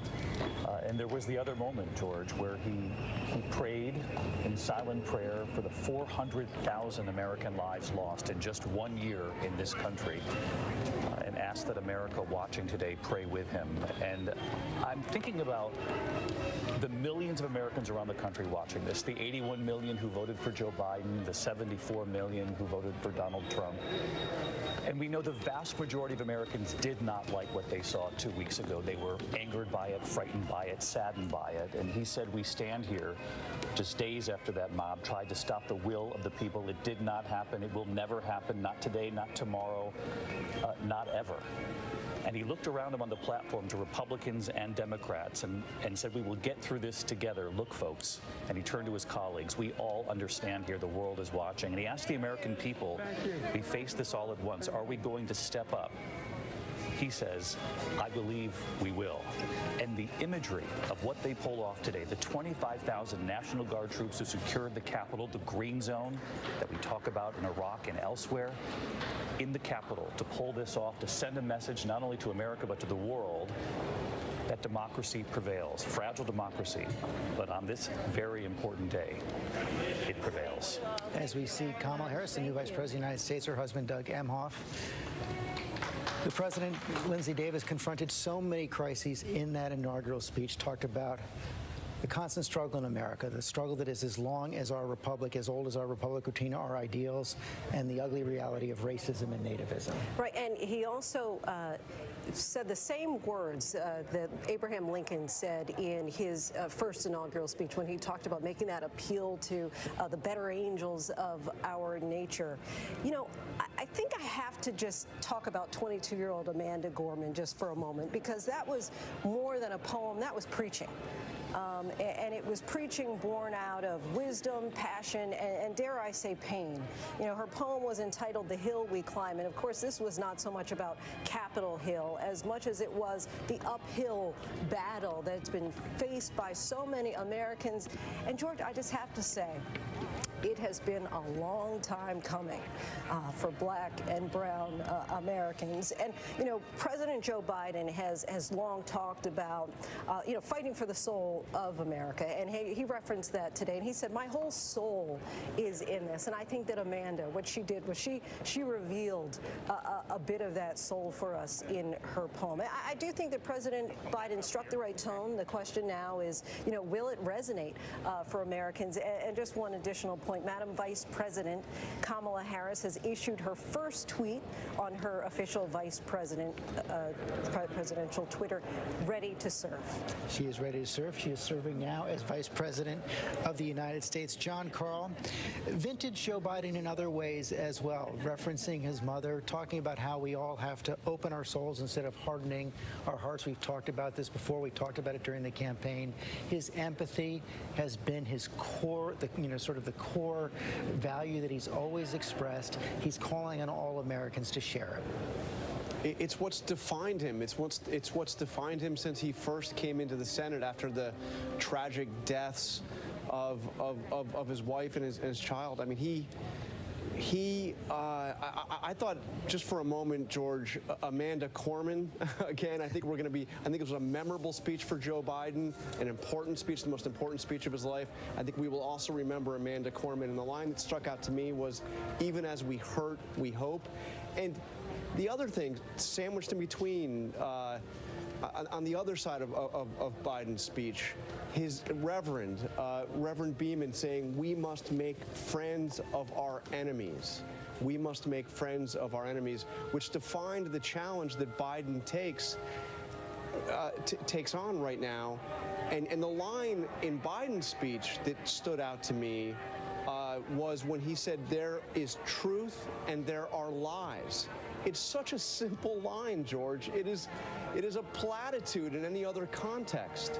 But where we are now, the divisions that we face, we must make friends of our enemies, the challenge in doing that is that we have not simply enemies in a political context, but we have divided camps that do not accept the same definition of what is true and what is a lie. The people that stormed that Capitol in the name of a lie that was perpetrated and expanded on and pushed at every point by Biden's predecessor. So when he came out and said that line, again, that simple line, there is truth and there are lies, if he can convince us, if he can convince Americans of that once again, he'll go a long way to accomplishing what he needs to accomplish. That would be a monumental victory for Joe Biden as 46th President of the United States. Mark Updegrove, presidential historian. This was, we must not be enemies. We must not make friends of our enemies, as John Karl was just talking about. Echoes of Abe Lincoln right there. Echoes Lincoln on the eve of Civil War in 1861, the worst domestic crisis that we have ever faced as a nation. We, of course, faced one 2 weeks ago, George. But I think what President Biden said at the top of his speech most resonated with me, which is, this is democracy's day. Democracy has prevailed. Despite what we saw from President Trump, his trying to sabotage this election, calling on insurrectionists to seize the Capitol, to try to overturn the result, to try to overthrow our country, democracy triumphed. This today was a triumph of democracy. Martha Raddatz, thank you. Mark, that was clearly the message that the new president had for the world as well. America has been tested, but we have come out stronger. exactly the message he was portraying. We will repair our alliances, lead not by power, but the power of our example and our leadership. A strong message to the world. And of course, there are congratulations coming in from all over the world, as would be expected. Look, the world has to deal with whoever is president. And I know foreign leaders around the world during the Trump administration were just holding their breath. I also look, and I'm looking there at Chairman of the Joint Chiefs, Mark Milley, who was among the crowd there today. He will remain chairman of the Joint Chiefs, but he had a very tough balancing act during this period. I know there's probably a sigh of relief over at the Pentagon that Iran didn't act up in the last couple of weeks, because there were certainly plans to respond to any attack from Iran. Mark Milley, of course, was caught up in the politics of Donald Trump, making that walk with him through Lafayette Park when they were going after peaceful Black Lives Matter protesters. I know Milley peeled away from the crowd there, but apologized for that, knew that was wrong, and then carried on and with his advice to the president. Also, all the military up there, George. I was looking at the Marine when he escorted Lady Gaga, as we see there still down, and thinking, boy, that's got to make his day. Probably never imagined that he would be escorting Lady Gaga. Probably as surprised as we all were with your descriptions of the outfits, George. We like that a lot. There we see the good. Speaker of the House. Chairman, I have to say, just watching those last few moments as Martha was talking, how refreshing to see presidents, former presidents, just sitting up there on the steps of the Capitol under siege 2 weeks ago, just chatting. A return to some kind of normalcy. Look, those presidents did not agree with each other. They had their disagreements. In some ways, George Bush was elected to refute the presidency of Bill Clinton, and certainly Barack Obama to refute the presidency of George W. Bush. But in keeping with our tradition, there they are. And that's really what we heard, I think, in this inaugural address. Plain spoken. And although he didn't put it this way, I think Joe Biden was diagnosing the problem that is causing the disunity. He said our real foes are anger and resentment and hatred, and that without unity there's no peace, only bitterness and fury, no progress, only exhausting outrage, that worst version of ourselves that everybody seems to give themselves permission to be on social media. And it's really a problem of national character. Benjamin Franklin said, only a virtuous people are capable of freedom. And by virtue, he meant those common sense, common decency attributes that Joe Biden embodies and lives by. And I think that's the note he tried to strike in his speech. If it can help at all, it was probably the right note. Barack Obama is a happy man today. You can definitely see that right there. A lot of fist bumps, a lot of elbow bumps. Byron, I was going to ask you about Biden's speech, but you probably want to talk about Amanda Gorman. Right? I mean, she was phenomenal, George. And watching this moment, today's inauguration felt more like a church service, right? I mean, and we see there that, like after a good sermon, the congregation doesn't want to go home, right? People are still hugging, shaking hands. And I thought from Joe Biden today, certainly he was commander-in-chief, but he was also papa-in-chief. He gave a speech to comfort the nation. He said, in part, to those who did not vote for me, if you still disagree, so be it. Disagreement must not lead to disunion. So it was a unifying speech. And George, if you think about it, it's a 4.5-hour drive from Scranton, Pennsylvania, where Biden's from, to the White House in Washington. It took Joe Biden 78 years from the shy side of blue collar to become the most powerful person on earth. That remains only possible in America. We are not a perfect nation, as he reminded us today, but the nation, the promise of America, remains today like no other on earth. And I think Joe Biden, this ceremony, even the presence of Mike Pence today, reminds us what is so unique about our nation. Chris Christie, thank you, Byron. Did Joe Biden meet the moment? Yeah, I think he did. I think he gave the speech he needed to give. And but again, today is today. And then tomorrow work starts. And I think for all of us, whether it was Rahm as mayor or me as governor, you know, the day you get sworn in is an amazing day, and you speak to your highest aspirations. And then the next day, everybody shows up to work. And then you got to decide, how are you going to execute? on the aspirations that you spoke. And that's the great challenge that faces the president and faces everyone. I would say that I think that President Trump missed a moment at the very beginning of his presidency. He could have brought people together behind an infrastructure package that the country desperately needed, and gotten Republican and Democratic votes for it. I hope that President Biden puts that up pretty early on to show that he can make the aspirations that he spoke about today a reality of governing. If he does that, it will make him a more powerful president. The hard work is going to begin immediately. COVID front and center, his COVID relief bill, as we see. The new Vice President of the United States saying farewell to the man who was Vice President of the United States for the last 4 years, Mike Pence and Karen Pence. He served in the House as well. Now his first walk down those Capitol steps as a former Vice President of the United States.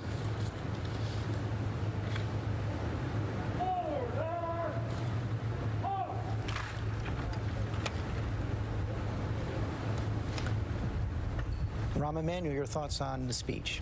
I'd make 2 quick points. These days are usually self-asserting about democracy and the American story. I think when you look at the whole day's event, it's almost becoming self-reassuring about America's story and its democracy. We have to actually convince ourselves, given what happened 2 weeks ago. The second is, the American motto is out of many one.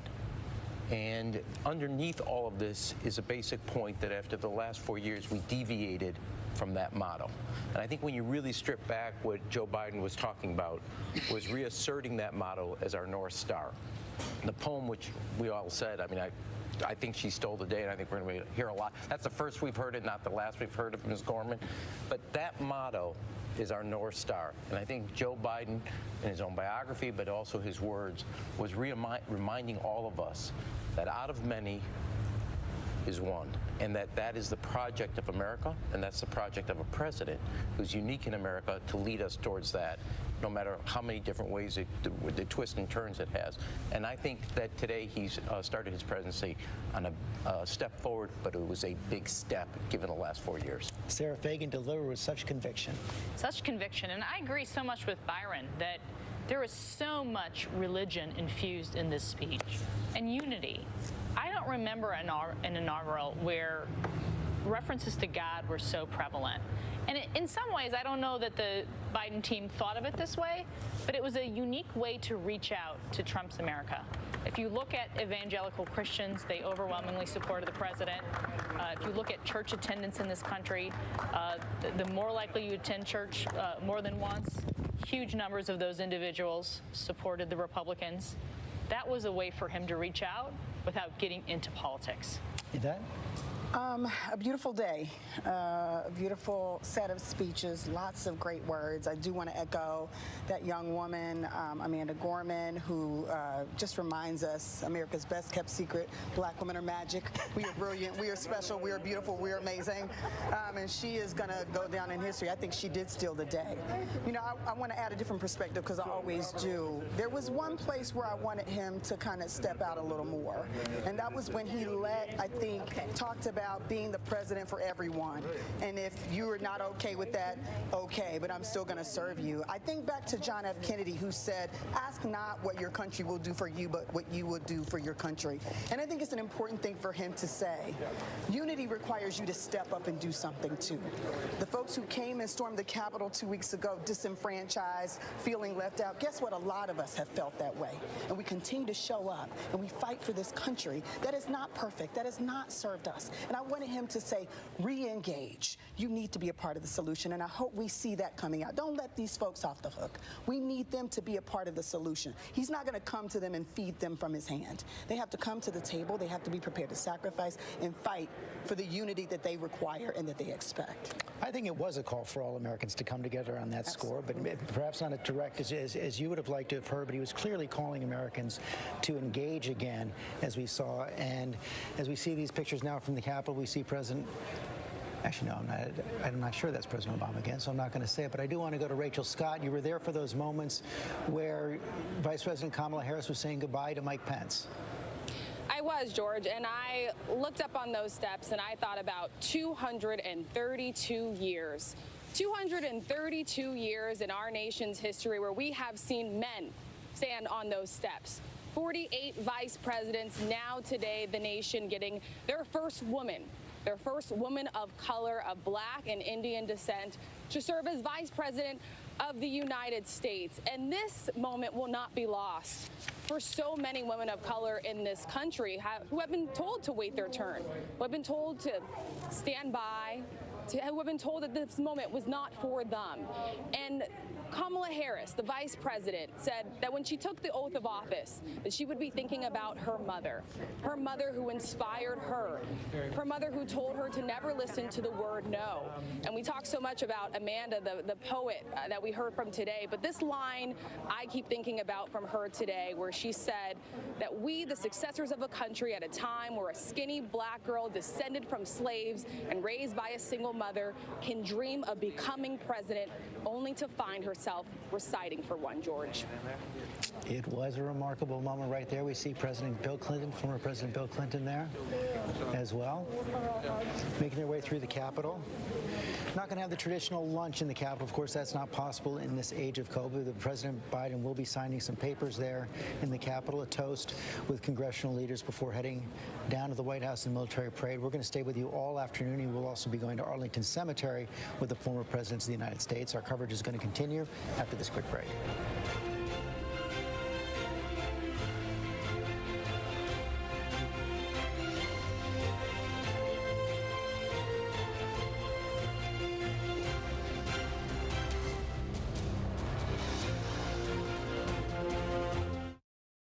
My family and I, and the... This is what being